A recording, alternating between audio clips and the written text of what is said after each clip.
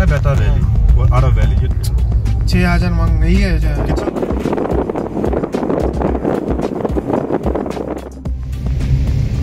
बंदा सीखता है जब तक वो जिंदा है। और एक फैमिली होता तो ऐसे टेंशन हाँ, ऐसे टेंशन ऊपर से आप जूता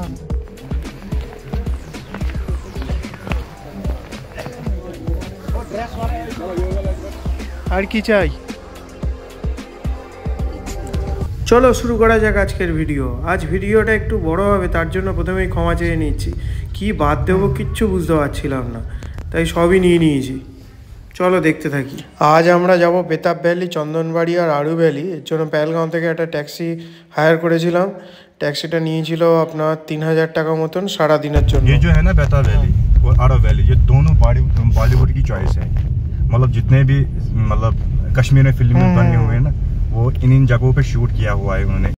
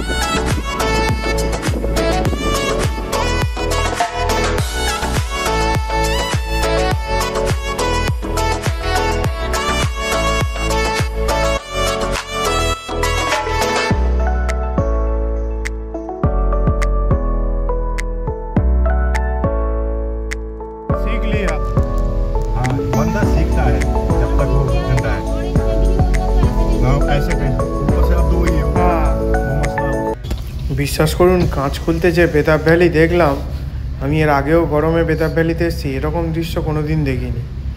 যেন অন্য জগতে চলে এসেছি। এই জায়গায় বলে রাখি, বেতাব সিনেমা যেটা 90s বিখ্যাত সানি দেওয়াল আর অমৃতা সিংয়ের সিনেমা ছিল, সেটা শুটিং এখানে হয়েছিল। সেই নাম অনুসারে এই জায়গার নাম হয়েছিল বেতাব ভ্যালি। आप पहले मैं गाड़ी साइड में रखता हूँ, उसके बाद आप उतारना।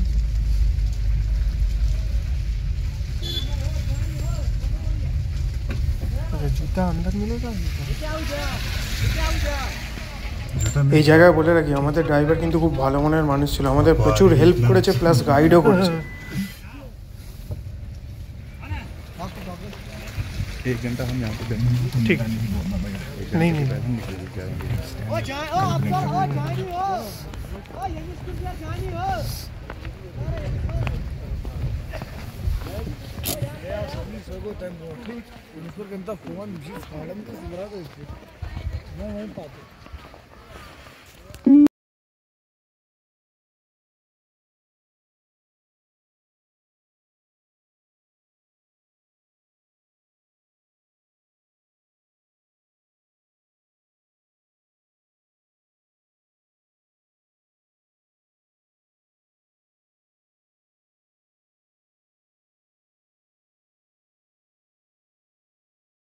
তাই এবং তাড়াতাড়ি কাশ্মীরে আসতে চাইলে প্রথমে আসবেন রাজধানীতে দিল্লি, ওখান থেকে দুপুরবেলা বন্দে ভারত ছাড়ে সোজা আপনার কাটরায় নামিয়ে দেবে রাত 11টা 10-15 নাগাদ। পরের দিনকে মাতা বৈষ্ণব দেবী দর্শন করুন, তারপরের দিন ভোর ভোর বেরিয়ে যান পেহেলগাঁওয়ের উদ্দেশ্যে। এবারে পেহেলগাঁও আপনি ডিরেক্ট গাড়িও রেন্ট করতে পারেন, 6-7 হাজার টাকা নিয়ে নেবে। আবার লোকাল গাড়িতেও কেটে কেটে আসতে পারেন। কিভাবে আসবেন লোকাল গাড়িতে? প্রথমে আসবেন হচ্ছে উধমপুর থেকে শেয়ারিং ট্যাক্সি ডিরেক্ট অনন্তনাগ পেয়ে যাবেন, বা বানিহাল অবধিও পেয়ে যাবেন। ওখান থেকে অনন্তনাগ থেকে পেহেলগাঁও আধা ঘন্টা মতো লাগে, সব মিলিয়ে ওই 2000 টাকার মধ্যে হয়ে যাবে, যেটা 6-7 হাজার টাকা লাগে। পেহেলগাঁও চলে এলেন, পেহেলগাঁও থেকে বেতাব ভ্যালি, চন্দনবাড়ি এগুলো দেখতে পাবেন। তবে শীতকালের পুরো দৃশ্য আলাদা, গরমের দৃশ্য আলাদা। আমি গরমে দুবার এসেছি, শীতকালে প্রথম এলাম। এবারে আপনি এখান থেকে শ্রীনগর বেরিয়ে যান, ওখান থেকে গুলমার্গ সোনমার্গ করুন, ফেরাটাও এইভাবে করতে পারেন বা ফ্লাইটেও ফিরতে পারেন, যা আপনার ইচ্ছা।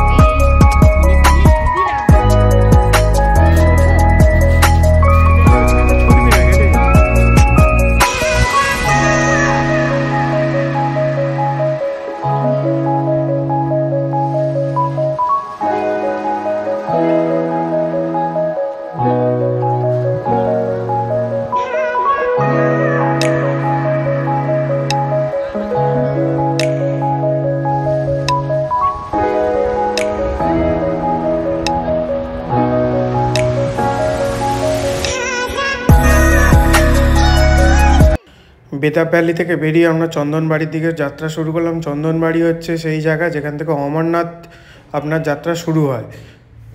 চন্দনবাড়ি এর আগেও আমি গেছি গরমে, কিন্তু শীতে প্রথম। ওই যে উপর থেকে পুরো বেতাব ভ্যালিটা পরিষ্কার দেখা যাচ্ছে। এই জায়গায় বলি, কাশ্মীরে আমি গরমেও গেছি বহুবার, কিন্তু শীতে মানে এরকম দৃশ্য আমি কোনোদিন দেখিনি। তাই সবাই একবার শীতকালে যাওয়ার ট্রাই করুন, এক অন্যরকম দৃশ্য দেখতে পারবেন। কিছু না, রাস্তা বন্ধ থাকলে শ্রীনগর দিয়ে যান, শ্রীনগরে ডিরেক্ট ফ্লাইট আছে, ওখান থেকে পেহেলগাঁও চলে আসুন, ওই 3-4 ঘন্টা মতন লাগে। কিন্তু একবার শীতকালে যান।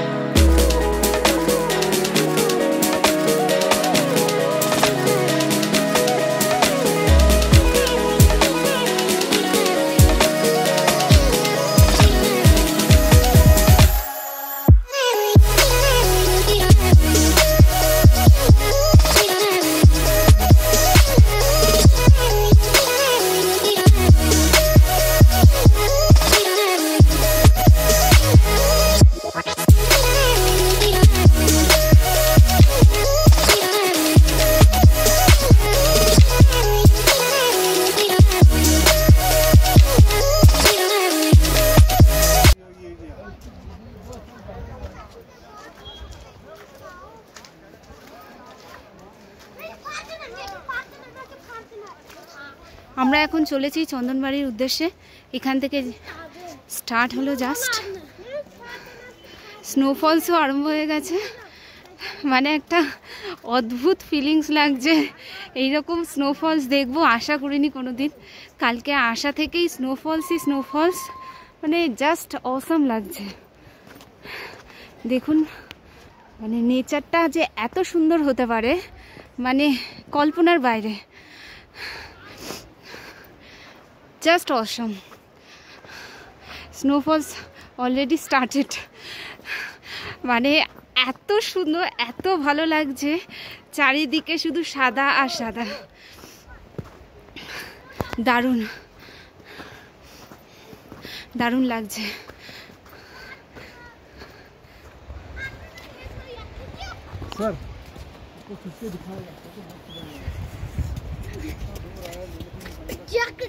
এরপর চন্দনবাড়ি রাস্তা বন্ধ থাকার জন্য আমরা ফিরতি পথ ধরলাম। পেহেলগামে গিয়ে লাঞ্চ করব, আর তারপরের পর্বে আপনাদের আরু ভ্যালি আবার ফের দেখাবো। চলুন, টাটা।